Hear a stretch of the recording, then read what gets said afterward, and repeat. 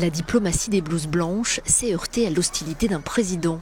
200 médecins cubains ont quitté le Brésil après l'arrêt d'un programme de coopération. La Havane ne digère pas les critiques de Jair Bolsonaro. Le président élu farouche anticommuniste avait posé des conditions à leur présence, qu'ils revalident leurs compétences au Brésil et que Cuba verse intégralement leur salaire. Pour les médecins cubains, ce sont surtout les patients qui seront perdants. Je pense que c'est un peu dommage pour les Brésiliens, surtout pour les plus pauvres. Les 8500 médecins cubains qui sont en train de partir vont leur manquer.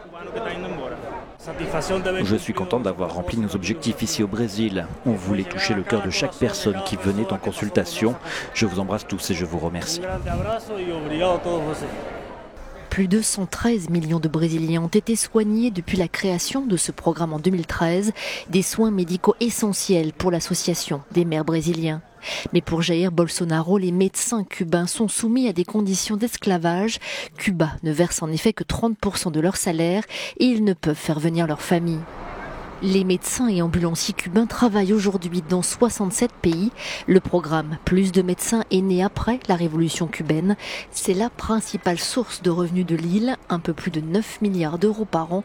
C'est bien plus que les revenus du tourisme.